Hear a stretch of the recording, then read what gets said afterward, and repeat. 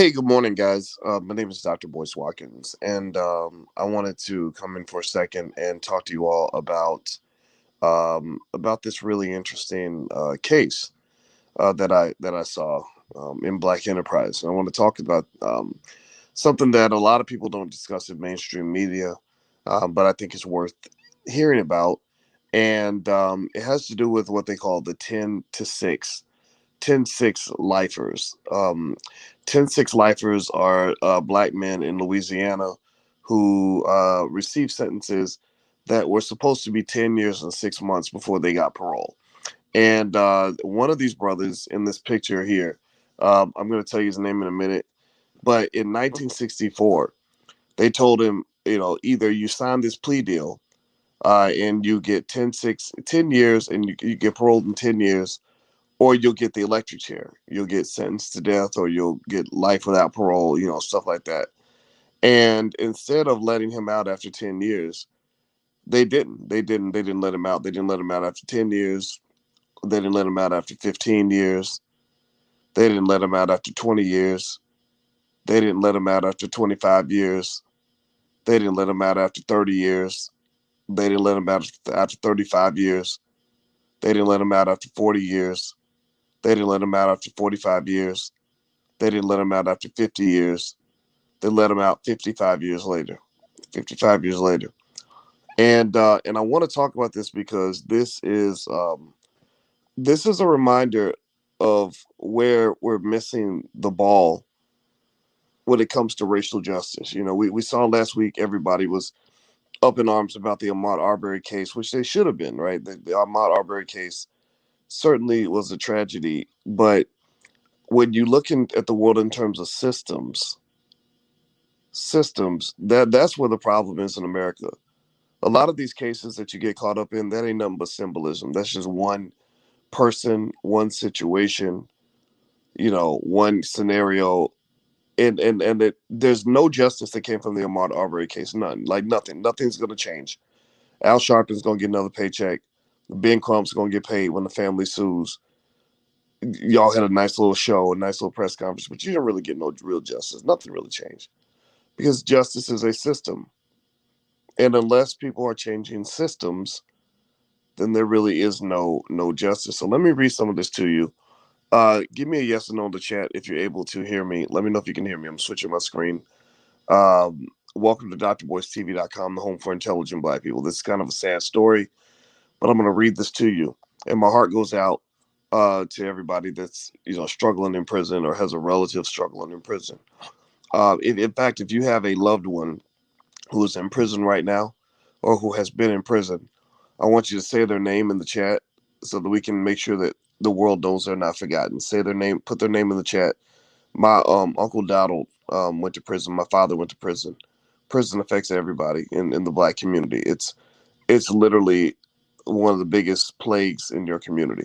So he said in 1964, Lester Pearson, accused of murder in Louisiana, signed a plea agreement giving him a shot at parole after 10 years and 6 months. But it never happened. By the time Pearson walked out of the Louisiana State Prison, Angola, he served more than 5.5 decades in prison, 55 years. Pearson told PBS NewsHour that the plea agreement was the best option at the time for a black man in the Jim Crow South. However, after Pearson served his 10-6, he wasn't released, and it seemed nobody cared. Pearson is part of a group of about 60 10-6 lifers in Angola who pled guilty to crimes with the understanding they'd be released after 10 years and 6 months. However, many are being released more than 40 years after their parole date. 40 years after the parole date. Now, let's just marinate on that for a minute. 40 years after the parole date. That means you already did 10 years. You did 10 years. And then they put another 40. I mean, 10 years is I mean, imagine going to prison in 2011 and they're letting you out in 2021. Think about all the things that have happened in your life since 2011. And imagine that's all gone, right? But then you add another 40 years on top of that. So you've been in since 2011. It's 2021, but then they keep you in there till 2061. That's what they did to these black men. So let me keep reading this. They said Pearson's part of a group of about 60 10-6 lifers Um, Today, 10-6 lifers are all between the ages of 66 and 86, and many are now being released just now, including Pearson, who was one of five 10-6 lifers released in October after serving 57 years. Quote, "No one ever told me nothing," Pearson told PBS. "I always thought I'd die in prison. I've seen so many people die. I'm not mad about it. I'm disgusted. I did way more than my time, and I'm not the same person." Pearson and the other 10-6 lifers were released with the help of the Louisiana Parole Project. I guess, we're supposed to be happy that, that a group of people got together, and a group of, white liberals that, used their white guilt to get them out. And I am happy that they got out, but it ain't nothing to celebrate. It ain't nothing to celebrate. And I'm going to tell you why it ain't nothing to celebrate. Because number one, we celebrate these individual cases. Like we talked about Ahmaud Arbery. That was a big deal. Like one case. George Floyd, one case. And the problem, that the reason that you're missing the ball is because this ain't about one case. This ain't about one case. It's about thousands of cases. Thousands of cases. And then also, these men had their lives taken away. You're 20 years old. You have so much life to live. You get out of jail when you're 75, and people expect you to be happy about that. Where in the world, what universe is that a good outcome? In what universe? I didn't even hear nothing about them getting like, 50 million, $100 million for their families. Because to me, somebody suffers like that, their family should get $100 million, 100 million at least, maybe 200 million. I don't know. White people got the money. They got the damn money. Stop playing. Y'all know you got the money. And the thing about it is that this is happening to thousands and thousands and thousands and thousands of families. Joe Biden was prepared to go pay, you know, almost $500,000 to immigrant families for being separated from their children for 2 weeks. People that don't even live here, people that don't even have the right to be in the country, breaking federal law, trying to break into the country. And you got black people who've been separated from their families for 45 years, and nobody understands how this is a whole different level of pain that they dropped on us. And so what I'm simply saying to you, first of all these people deserve reparations. All these people deserve a bigger reparations check than any of us deserve. Any of us deserve. But I'm gonna tell you, with these guys, and they're part of the 10-6. I think they call it, what do they call it? 10-6 lifers. 10-6 lifers in Louisiana. They said 80% of them are black. Most of them are black men. Most of them are black men. So if you want to know why sometimes I just, when you talk to me about politics and you talk to me about, oh, we gotta go vote for Uncle Joe, all that stuff because Trump is a mean guy. I'm sitting there thinking, what is wrong with you? You really, this man created laws. They created a living nightmare for black people. Have y'all ever really sat and thought about how terrible prison is? It ain't just losing your freedom. It'd be one thing if they locked you up in your house and told you couldn't go outside. You know, you had to wear an ankle bracelet. That's terrible. That's not cool, right? But you could survive that. Like you could get comfortable in your house and get your favorite food, delivered to the door, and have people run errands for you and write a book or something and be comfortable. See your kids, hang out with family, right? So if you were locked in your house, that would be manageable. It would be terrible, but it would be manageable. But in prison, you're taken to a foreign land. You're taken to a foreign land that's made out of concrete with flies coming off the toilet, eating rotten, nasty food, with mentally surrounded by mentally ill people that might want to kill you, might want to rape you, might want to beat you at any given moment. Taken away from your family. Completely traumatized. And so they traumatize your people, mostly your men. Many of them locked up on false charges. Many of them forced to take a plea deal. Over 90 something percent of them have to take a plea deal, and they didn't want to take it. They wanted to fight for their innocence. And nobody really talks about that because y'all talk about Ahmaud Arbery. I'm not sitting there saying don't talk about Ahmaud Arbery, but shit, after you talk about that, please talk about the stuff that's actually gonna make a difference. It's gonna move the needle for black people. You can have 1,000 Ahmaud Arbery's, and that's not gonna move the needle. Literally, you can have 1,000 Ahmaud Arbery's and whatever and scream and holler and march and say Black Lives Matter and hold protests and rallies and invite Al Sharpton to every single party, and that is not gonna move the needle for black people. The reason it's not gonna move the needle is because you're trying to fight systems with symbolism. You cannot fight a system with symbolism. You fight a system with a system. Like a football team is like a system. To build a good football program, you need dozens of athletes, a bunch of coaches, a long-term plan, millions of dollars, and a whole infrastructure around building a football program. You can't build a football program with one athlete. You can't have one great athlete and say, well, we're as good as a whole football program. No, you're not. You can't compete. So systems are the same way. Your real enemy is not these one-offs, civil rights superstar cases where you got the civil rights superstars that show up and hold press conferences and prayer vigils and collect money and tell you about one person's story. I'm not saying I don't care about Ahmaud Arbery, but I ain't got time to really sit and dwell on one guy's story when when over 100 people got shot in Chicago last week. I can't dwell on one guy's story when there are thousands of people that are going through a nightmare 100 times worse than the one. At least his situation was short. At least George Floyd's situation ended after 10 minutes. You got people in there right now, rotting in prison, being beaten every day. Some of them being raped every day. And this has been happening for 20 or 30 years, every day. And that's the thing. People aren't solving the problem because you're not going beneath the surface. You're doing things that are surface, shallow, and superficial, and there are things that make you feel good. Like we got justice for George Floyd, we got a conviction, yeah. We got a conviction in the Ahmaud Arbery case. Justice was served. No, it wasn't, fool. Justice wasn't served. Justice is a three-course meal. You gotta. They delivered a damn goddamn tic tac to your table. They bought you a piece of celery, and you up here talking about dinner was served. They gave you a lollipop.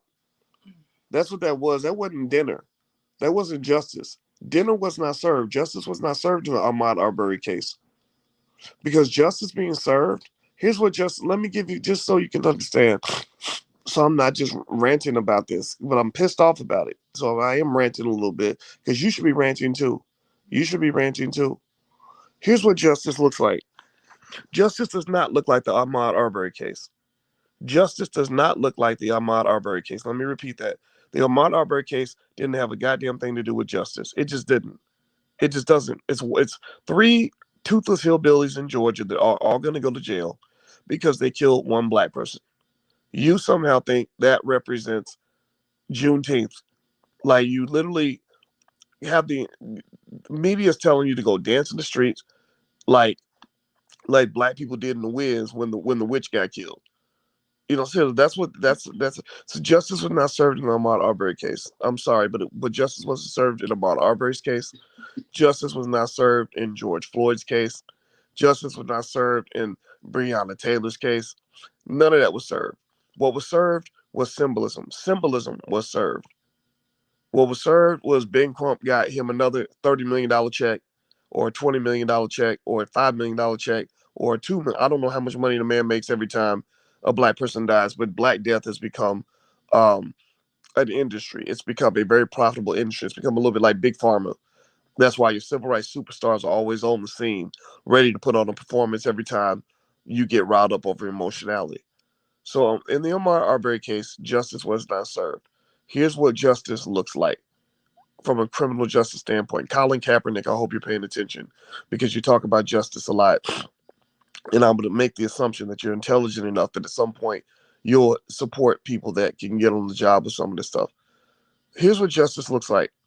Justice is when you tell your politicians that want your vote, we demand that you get an army of that you spend $10 billion, the same amount of money or more that Joe Biden spent on his mass incarceration initiative. You put up $10 billion to hire an army of lawyers, like maybe 10,000 lawyers, 5,000, whatever number you got to order, to literally one by one review every single case of every single person who feels that justice was not served in their case. Do you understand what I'm saying? Are y'all listening? Give me a yes in the chat if you're hearing the words that are coming out of my mouth. You have 10,000 lawyers that are reviewing expeditiously 10,000 lawyers going through, and if each lawyer goes through, say in the course of a year, let's say 100 cases, what's 10,000 times 100? Let's see, let's do the math here. 10,000 times 100 is what, a million? Is that a million? Is that right? Did I get the math right? 10,000 times 10 is 100,000. 10 times, yeah, there we go. So a million cases reviewed of every single person who says justice wasn't served. That means review every case of every person who says, I was forced to take a plea deal I didn't want to. The all-white jury gave me 30 years or 10 years or 5 years. Every single case of somebody who says, I was a 10-6 lifer in Angola and I was supposed to get 10 years, but they gave me 57 years.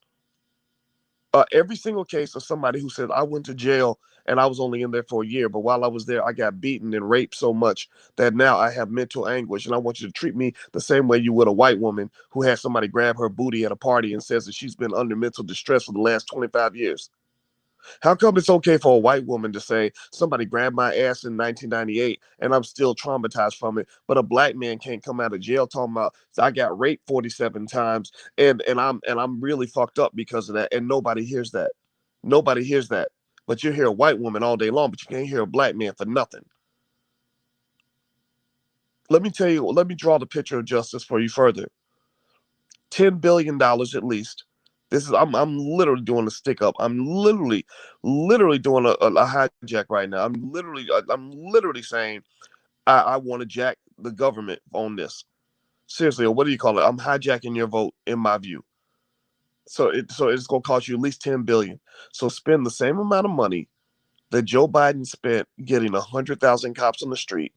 Spend the same amount of money Joe Biden spent building penitentiaries for your sons. He didn't build them for his sons because y'all know his son is a crackhead. Y'all do know this, right? Did y'all know?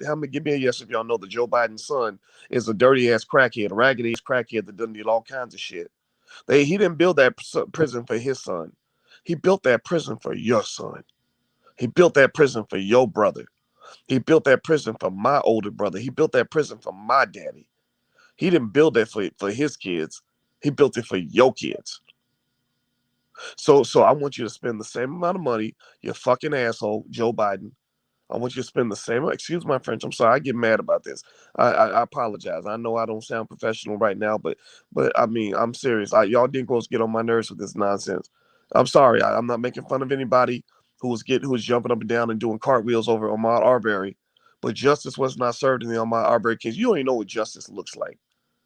Justice being served means I want billions of dollars spent hiring 10,000 attorneys to expeditiously go through at least 1 million cases a year of anybody who has been a victim of this system that feels that justice was not served. And then when you determine by a jury of their peers, a real jury of their peers, I'm talking about people like Boyce Watkins. I'm talking about myself in the third person. I'm not going to do that. My wife says that's a sign of arrogance. I don't want to be arrogant right now.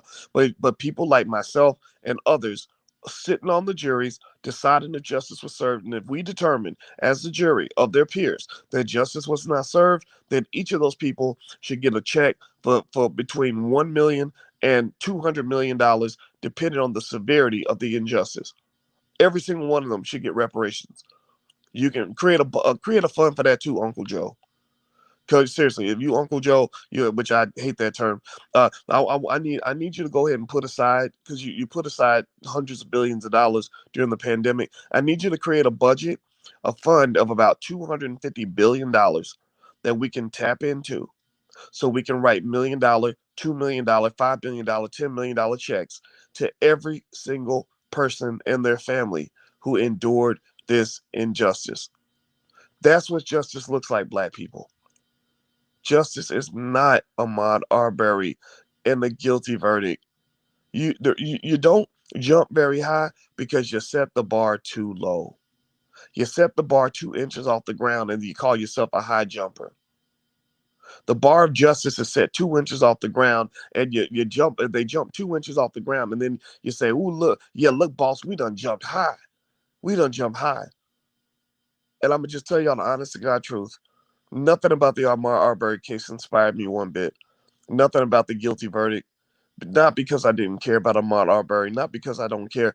I'm sorry, I don't have the emotional energy to care about one person's case when there's 100,000 other cases that y'all don't give a shit about right now, that you're not paying attention to.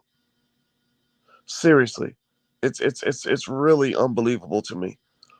Justice is about systems, not about individual people. Individual stories are what they market in media because stories sell.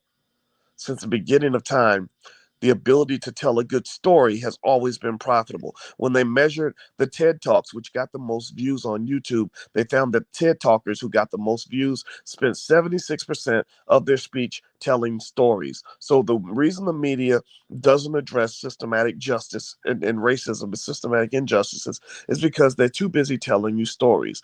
Pay attention, read carefully. If you read a news story, I want you to read how in the beginning they'll start off by saying, little Pablo and his mother Margarita had traveled 400 miles from Ecuador to cross the American border. They were looking for a better life to get away from the horrible Ecuadorian gangs that had killed Pablo's father and were threatening to kill the mother. So this is why Joe Biden's policy on immigration is unfair and blah, blah, blah, blah. They always start off with the story.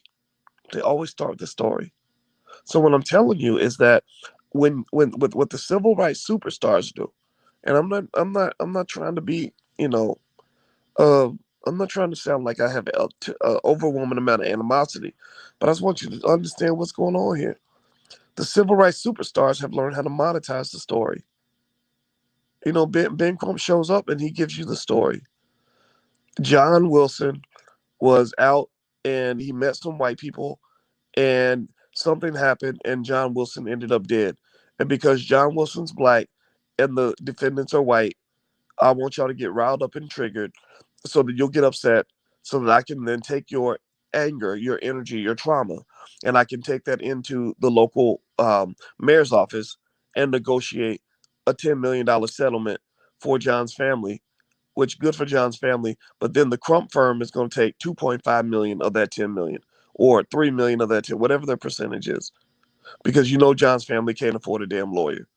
But Ben Crump is on the scene. Now, if John Wilson had been white and the same situation had occurred, I would not be here. But because he's black, and I know that you're triggered by racism, and I know you have a hair trigger reaction where anytime something happens between a black person and a white person, you assume that that is some sort of reflection of systematic racism. I'm going to milk that cow until the udders fall off. Now, I'm not mad at Ben Crump for getting his paper. He's a good lawyer. He deserves to get paid. God bless him for getting paid. But I need y'all to understand this, black people. I need y'all to understand this. Ben Crump getting paid ain't got shit to do with you getting justice. You getting justice is not the same as Ben Crump getting paid. Those are two separate events. You got no justice from the Ahmaud Arbery case. There's nothing in your life that's going to change because the Ahmaud Arbery case occurred, because there's a guilty verdict. Nothing. I don't know of a single law that was changed. I don't know about anybody that was any systematic release of black men from prison that occurred as a result of the Ahmaud Arbery case. I don't know about any black community that where the homicide rate would drop because the Ahmaud Arbery case found a guilty verdict. I don't know about any massive wealth transfer to the black community of the in the billions that has occurred as a result of Ahmaud Arbery. I don't know about anything systematically that's changed about the educational system because of Ahmaud Arbery. So when you tell me justice is served, I just need to ask you a simple question. What the fuck are you talking about? What are you talking about? When you say justice was served, what are you talking about? Like it says Amanda Seals and I mean, all these other people, they got online and said justice was served, y'all. Angela Rye, justice was served today. What are you talking about? Like what explain. Where is the needle moved for black people as a result? Give me a yes or no if you understand what I'm saying. Let me know you understand what I'm saying. I cannot be the only person who sees this. When I look at this situation, I woke up this morning and I read this story about these black men in prison in Louisiana, which is, by the way, the absolute worst place on earth to be in prison if you're a black man. It's not a coincidence. I mean, every Wednesday night we read Dr. Claude Anderson's book, Black Labor, White Wealth. We have the book club. It's totally free. Go to boycewatkins.com and look for Black Keys to Greatness. You can join for free and get free access to my life class. It doesn't cost you anything. We're reading Dr. Claude Anderson's book, Black Labor, White Wealth. And one of the things you'll learn about this book as you study how America is so racially fucked up is that you will understand that it's not a coincidence that the states that had the most black slaves also have the most black prison inmates. So prison is nothing more than a modern day manifestation of slavery. So they literally, all these people talking about justice was served and trying to get you to go buck dance and do the electric slide because of the Ahmaud Arbery case. None of these people, they're sitting there in the middle of modern day slavery. So again, don't bring Joe Biden's raggedy, rusty white ass in my face ever and tell me to go vote for him. I don't vote for the Klan. I don't vote for Hitler. I don't vote for Nazis who exterminated my people. I don't do that. Maybe you do that. Maybe you do that because you think that's the best that you can do. Maybe you do that. Maybe your self-esteem is that low. Maybe you do it because you're just caught up. Maybe you just don't know. Maybe nobody educated you. I mean, that's what it is, right? America, white people gave you your education. They sent you to Brown University and taught you that justice was something completely different from what it actually looks like. And you really are in the unfortunate position of being stupid, but you really think you're smart. See, the thing, I give props to all stupid people. Props to stupid people who know that they're stupid. Like I like that. I like dumb people who say, you know what, Dr. Boy, I don't really know a whole lot. I respect that. I respect the dumb people who know they're dumb. What I have a problem with is not dumb people who know they're dumb, because dumb people who know they're dumb, they're like, hey, I got a few things. I ain't there yet, but I got a few things to learn. I'm a little ignorant, but I want to get better. They understand where they at. They know that they're not quite where they want to be, and I respect that. What I don't like are people who are dumb but think that they're smart. That bothers me. That bothers me. There's nothing more frustrating than when the dumbest person in the room jumps to the front, pushes the teacher to the side, and says, "Let me teach the class." And I'm gonna teach all of y'all with my dumb ass. So you sitting up there with your dumb ass, wearing a pair of tiny glasses, trying to look smart, and you got papers. You got your papers. White folks gave you your papers. You got a degree from Yale, so white folks gave you your papers. So they got got everybody thinking that you're smart, and then you start saying some really dumbass shit and people start listening to you, your dumb ass, because you've tricked them into thinking that you're smart. See, that's what white people do. That's what white supremacy does. That's what systematic racism does. It creates systems where they take the dumb black people and put them at the top of the pile and say, no, these are the smart ones. Listen to them. This guy wrote a whole book on anti-racism and he speaks at white universities all over the country. So he's one of the smart ones. No, the people that really know what's going on are the people who've been up close to the nightmare. If you, I'm serious, give me a yes in the chat if you have anybody in your family that has gone to the penitentiary. Put a yes in the chat and say their name. Don't just say, put yes and say their name. Say their name so that we know that they're real. Because people act like they don't exist. So if you really want to talk about fighting systematic racism, the first step to fighting systematic racism is you must have a system. When Ohio State got beat by Michigan this week, Michigan took a decade to beat Ohio State. The reason Michigan beat Ohio State is not because of what one player did on that football field. Michigan beat Ohio State because on that day they had a better system. They didn't have one better player, they had a better system. So, in order for you to fight a system of white supremacy, you must confront it on a systematic basis. So, again, let me lay this out. Let me show you what justice isn't.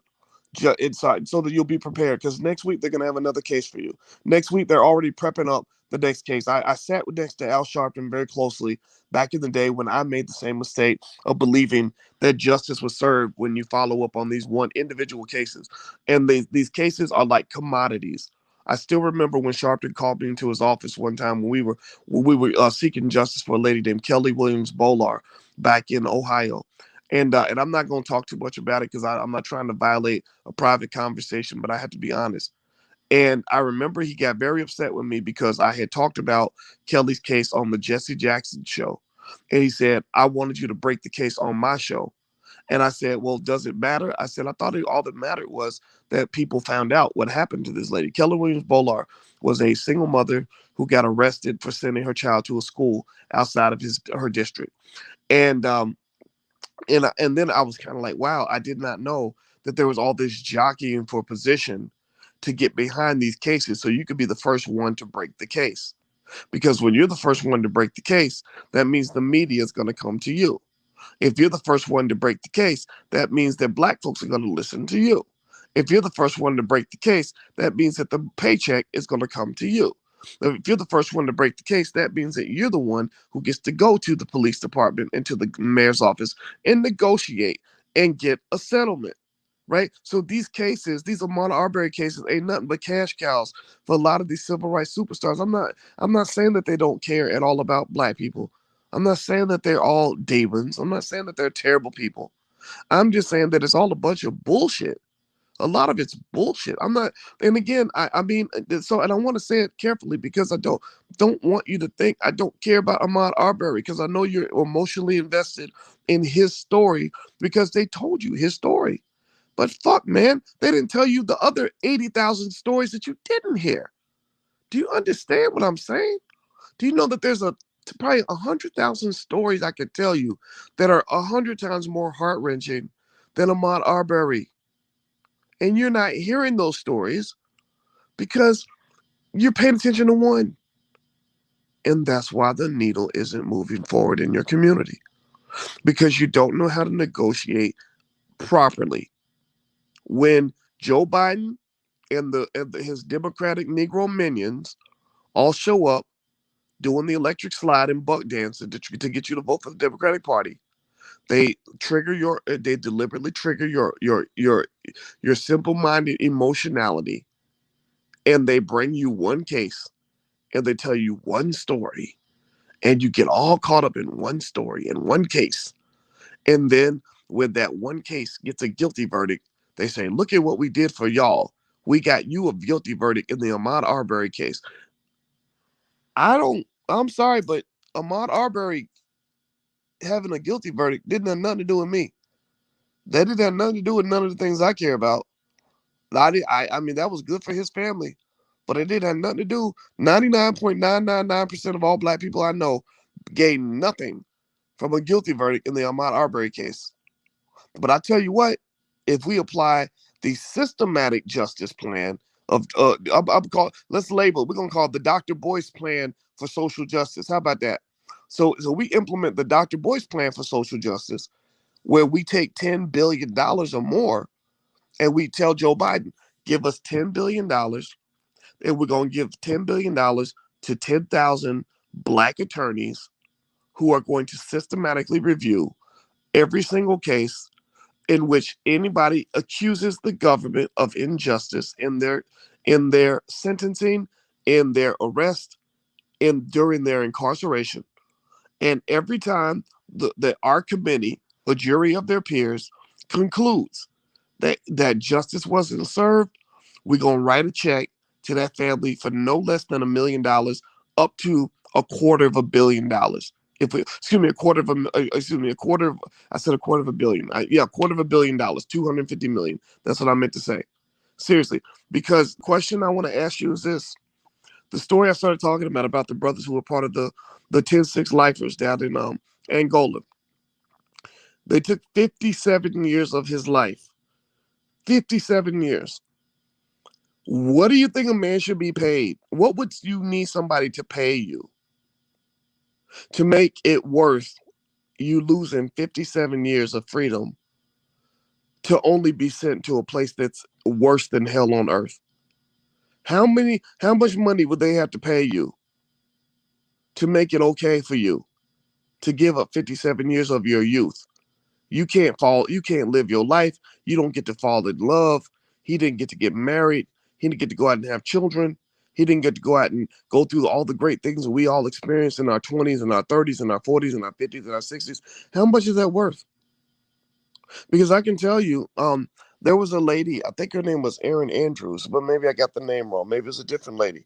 There was a white lady with Fox who went to a hotel, and in the hotel, she she got naked, right? And one of the hotel clerks was a little bit of a pervert, and he put a hidden camera in her room, and he filmed her naked. And as a result of the hotel employee putting the hidden camera in her room and filming her naked, she got $50 million. Did y'all know that? Did y'all hear about that case? I want to say it's about $50 million. I got to look up the exact number. So if a white woman can get $50 million for being seen naked one time, what does a black man deserve when he's been sent away to prison for 57 years, been maybe beaten, raped, taken away from his family, traumatized over and over again? What's that worth?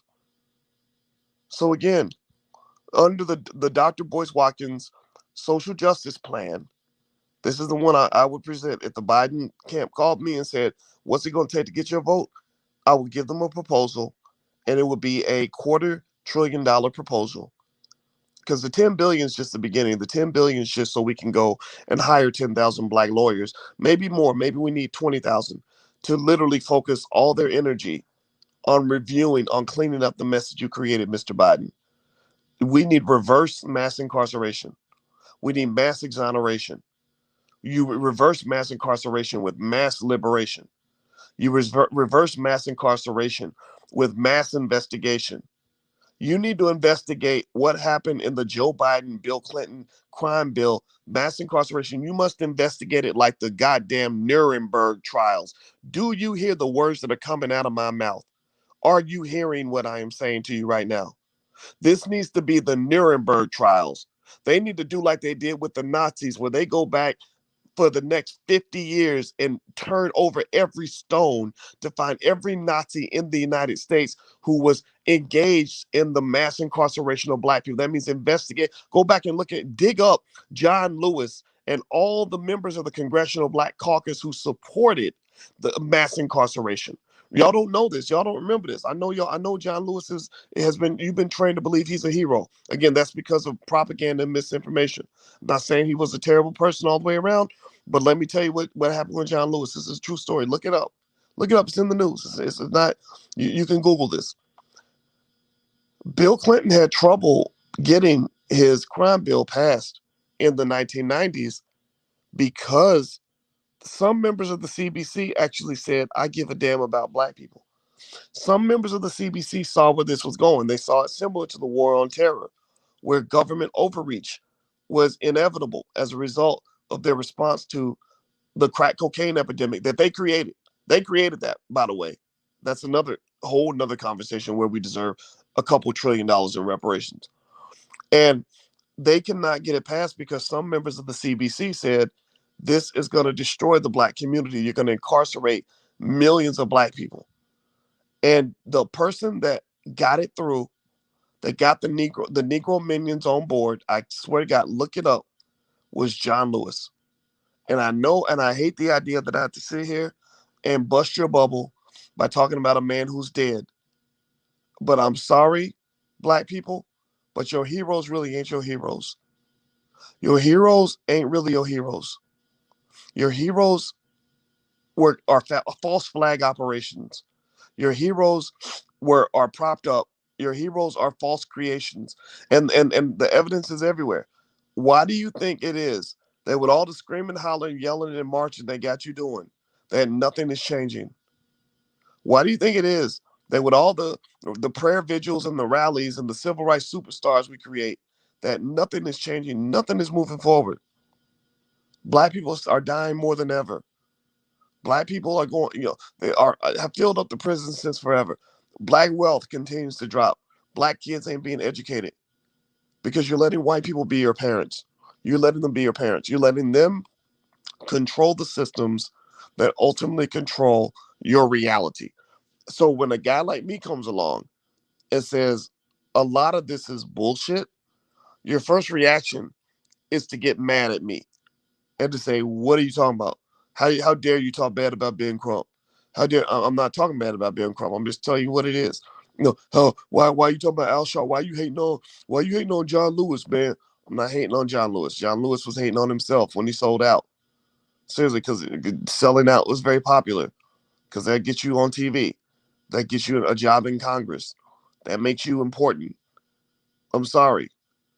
So I just think at the end of the day, man, if you talk about justice, don't come talking to me about an individual case. I don't want to hear nothing about, because mark my words, pay attention, black people. Here's two things that are gonna happen in the next 2 weeks that you can bet your black ass on. One, another rapper is going to die, because about two rappers die a week. Actually, it was more like four. Last year, 200 rappers died. So the inevitable is going to happen in the next week or two. One, another rapper is going to die, because rappers die every week because they promoted death culture to your community. They got systems sprinkling acid rain on your community, and you up here fighting back. You up here fighting back with a BB gun. They got whole systems of acid rain raining on your. They got a whole weather system over you, and you up here thinking you're gonna control the weather with one umbrella. Like, so that's how you look when you get caught up in one case, thinking one case is gonna bring justice to millions of black people. So two things that are gonna happen. One, a rapper's gonna die, because they're promoting death culture. Again, they use systems. White people use systems to destroy you, to control you. The racist white people. How about that?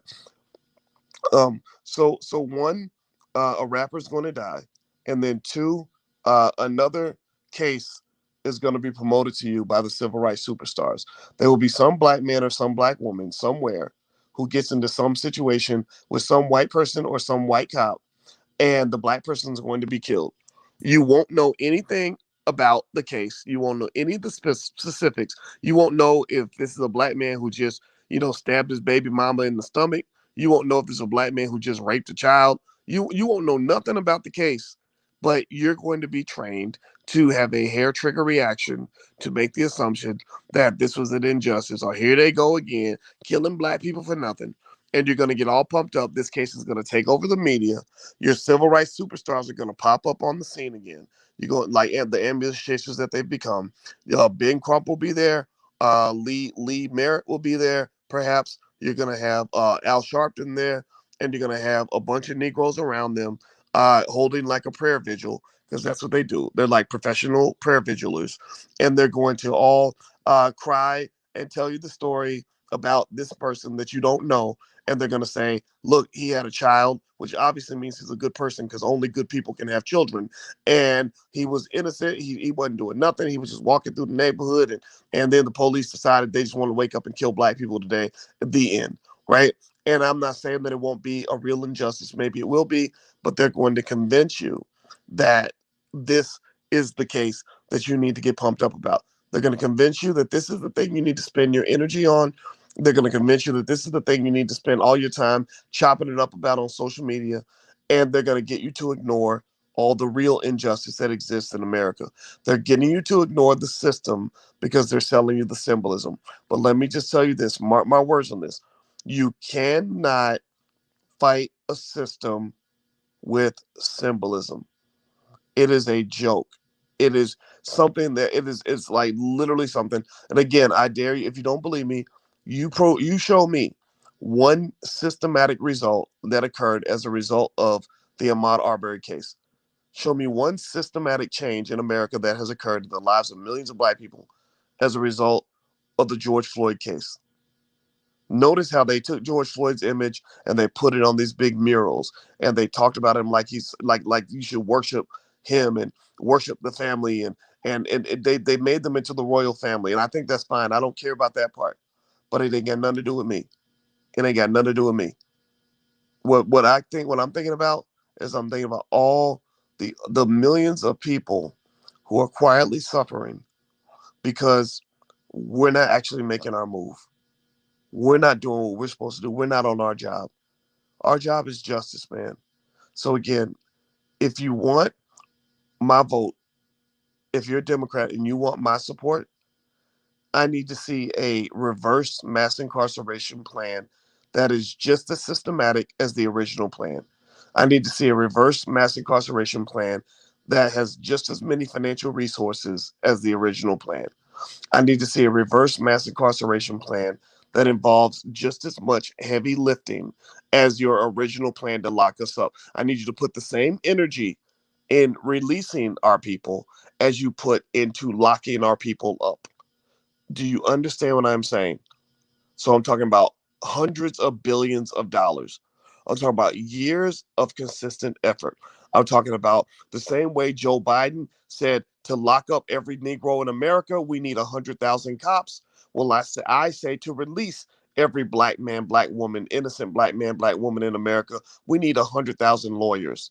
So the same way Biden wanted to hire 100,000 cops, I want to go hire 100,000 lawyers to counter the damage that was done by those 100,000 cops. See, the thing y'all don't understand is if you pay attention, again, this is why I think it's very important that you read books like Black Labor, White Wealth by Dr. Claude Anderson.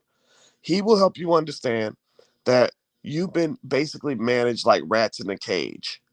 The person who owns the cage that controls thousands of rats, he ain't chasing individual rats. He's not thinking about whether or not Mickey is gonna get in the cage with Minnie. He ain't talking about one rat or two rats. He's looking at thousands of rats. He's looking at entire colonies of rats. And he's building systems to manage all those rats. Right? And you, on the other hand, have been trained to think about one rat at a time. That if we get Mickey out of the cage, Mickey is the favorite rat. So if we get Mickey out of the cage, then that's the strike against the cage. That's a justice for all rats everywhere. No, it's not. No, it's not, because the man who built the cage has 85,000 rats in there. You release one. Fuck you. That's stupid. You're dumb. Get off the stage, please. Step off the stage. Let the smart people take over. I know you. I know you went to Harvard and stuff, and I know that white people told you that you're smart, but you're not. At least not when it comes to black issues. Maybe you can do something for white people. Go and save the whales or something, or save the environment. Whatever white people do, like they save puppies and shit. Like go do that. That's what you're good. That's what you're trained on. You were trained in their world, and you're good at that world. Let the people that live in this world solve the problems in this world. So what I'm really also saying here is that you got to start listening to the right people. You got to start listening to the people who are up close and personal with this shit. You got to start listening to people who understand how to develop systems. You got to start listening to people who ain't scared. You got to stop listening to black people who are not begging for jobs from white people while simultaneously claiming to stand up to the injustices of white people. You can't fight the injustice while you're begging for a job. You can't fight the injustice while you're begging them to put you on CNN. You can't fight the injustice while, like, I can't sit down and properly negotiate with anyone if I am simultaneously dependent upon the person I'm negotiating with. So a lot of your civil rights superstars need white people. That's why you will rarely see them do much of anything without a white person being involved at some level, because they need a benefactor. They need a babysitter. They need somebody within that system to give them the come up, because the system is all they got. So what I think you might want to pay attention to are the independent black people who are not scared to truly and authentically speak the truth and address the truth on issues that affect our people. These people exist, but you're not going to see them on TV, because that is another system. See, notice I keep using the word systems, because they use systems to control you. Media is another system, in addition to the prison system, in addition to the educational system, in addition to the economic system that is used to manage and control you. So until you learn systems, you will never be free. If you don't learn how to address things on a systematic industrial scale, you can't compete with that white man. Because this white man, understand, this white man has won wars with his systems. He's won wars with his industrial capacity. He won World War II, not because he had better tanks and planes than the Germans. He won because he was able to mass produce millions and millions of tanks and planes and bullets and boats and whatever he needed to fight that war. So if you can't think in terms of systems, you will never win this war. That's all I got to say, guys. I'm out of here. And if I said something that offended you, I can't apologize, because there's too many people suffering for me to care about your feelings right now. It's just terrible, man, and it breaks my heart. So shout out to the 10-6 lifers. I cry, my heart cries for you.